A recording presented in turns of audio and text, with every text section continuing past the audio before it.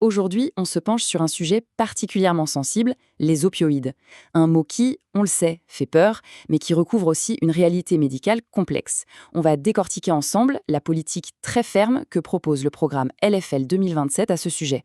L'idée, c'est de tracer une ligne rouge très claire. On va voir pourquoi et surtout comment. Pour bien comprendre la position française, il faut d'abord regarder ce qui s'est passé ailleurs. Les crises sanitaires à l'étranger, notamment aux États-Unis, ont été dévastatrices. On parle de centaines de milliers de morts. Alors face à un tel drame, la question que pose ce programme est simple et urgente. Comment on fait pour ne jamais en arriver là en France? C'est une démarche avant tout préventive. Et c'est là que ça devient compliqué, parce que les opioïdes, c'est à la fois un outil indispensable contre la douleur, un médicament qui sauve des vies, et en même temps, une substance avec un potentiel d'addiction terrible. Le vrai défi, c'est donc de construire une politique qui arrive à faire la part des choses, préserver l'accès aux soins, traiter l'addiction comme une maladie, et bien sûr, assurer la sécurité publique. C'est un véritable exercice d'équilibriste. Et pour tenir cet équilibre, le programme LFL 2027 part d'un principe de base, un socle qui n'est pas négociable, ce qu'il nomme la ligne rouge sanitaire. Voyons un peu ce que ça recouvre. Voilà, c'est dit noir sur blanc. Pas de légalisation pour un usage récréatif. Zéro. Le document est très clair là-dessus. C'est une position assumée, sans la moindre ambiguïté. C'est vraiment le point de départ, le fondement de toute la stratégie qui va suivre. Et ça, c'est un point absolument crucial. Il faut bien comprendre que cette ligne rouge n'est pas présentée comme une posture morale ou une quelconque idéologie. Non, elle est justifiée par une analyse froide, pragmatique des risques, basée sur les données scientifiques et bien sûr sur les leçons tragiques des crises à l'étranger. C'est une décision de santé publique, tout simplement. Une fois cette ligne rouge bien établie, elle permet en fait de structurer l'action en deux volets bien distincts. D'un côté, le soin, de l'autre, la sécurité. L'idée, c'est d'avoir la bonne réponse au bon moment pour la bonne personne. Ce tableau résume parfaitement la philosophie. D'un côté, on a une personne dépendante. Elle est vue comme un patient qui souffre d'une pathologie et qui a besoin d'une prise en charge, d'un accompagnement. De l'autre, on a le trafiquant. Et là, la réponse est tout autre. C'est une question de sécurité publique qui appelle à une répression ferme. En séparant bien les deux, on peut être à la fois plus humain et plus efficace. Alors, explorons le premier pilier, le sanitaire. Le programme insiste vraiment sur un changement de regard sur le fait de traiter l'addiction pour ce qu'elle est, c'est-à-dire une maladie. Cette phrase est vraiment au cœur du dispositif. Si on considère que l'addiction n'est pas une faute morale, ça change tout. Ça veut dire qu'on arrête de juger et qu'on commence à soigner. Ça permet aussi aux personnes concernées d'oser demander de l'aide, ce qui est la première étape indispensable pour s'en sortir et pour éviter le pire. Et concrètement, qu'est-ce que ça donne? Eh bien, une approche à 360 degrés.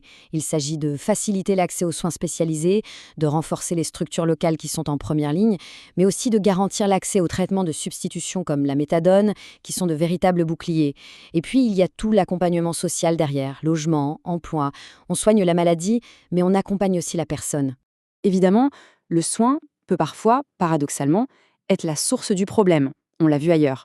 Le programme propose donc un encadrement très strict de l'usage médical des opioïdes pour être sûr que le remède ne devienne pas, à terme, un poison. Le constat est sans appel. Quand on regarde comment les crises ont démarré à l'étranger, on voit presque toujours le même schéma. Tout part d'une prescription médicale trop généreuse, trop longue, pas assez suivie. C'est ça, la porte d'entrée vers la dépendance pour des millions de gens. L'objectif est donc de verrouiller cette porte à double tour. Pour ça, le plan s'articule autour de 4 verrous de sécurité. D'abord, des protocoles médicaux très clairs et stricts. Ensuite, des prescriptions qui sont toujours courtes et réévaluées régulièrement. Troisième point, une traçabilité totale pour repérer le moindre abus. Et enfin, et c'est fondamental, renforcer la formation des médecins qui sont les premiers gardiens de ce système. Ok, ça, c'était le volet santé. Passons maintenant au second pilier, celui de la sécurité.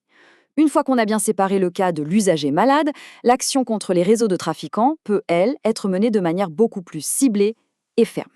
Les priorités d'action sont très claires. En numéro 1, une guerre totale contre le fentanyl et ses dérivés. Pourquoi? Parce que ce sont des produits de synthèse ultra puissants, mortels à des doses infimes. Ensuite, on concentre les efforts sur les têtes de réseau, les filières organisées. Et enfin, on s'attaque au nerf de la guerre, l'argent, les flux financiers qui nourrissent tout ce trafic. Et au sein de cette stratégie globale, il y a une population qui fait l'objet d'une protection encore plus renforcée, une sorte de ligne rouge dans la ligne rouge. Ce sont évidemment les mineurs et les personnes les plus vulnérables. Ce chiffre, il est là pour marquer les esprits. 0. Tolérance 0. Sur ce point, le programme est absolument inflexible. Aucune exposition, aucune fourniture, aucune banalisation des opioïdes auprès des mineurs ne peut être tolérée. Les dégâts sur un cerveau en développement sont tout simplement trop graves. Alors, si on prend un peu de recul, qu'est-ce que cette politique change au fond? Eh bien, elle tente de poser une philosophie d'action qui est à la fois très claire dans ses limites, mais aussi très humaine dans sa mise en œuvre.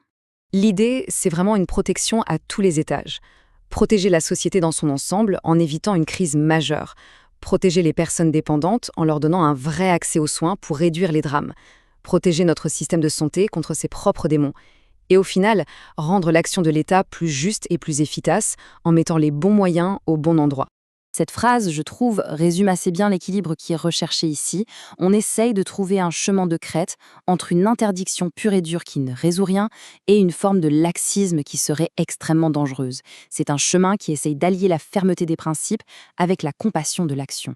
Et on va se quitter sur cette question, qui est finalement la question centrale. Face à la violence des crises qu'on a vues ailleurs, est-ce que le fait de poser des limites non négociables, des lignes rouges, est la seule réponse responsable pour protéger une population? C'est en tout cas le pari que fait ce programme.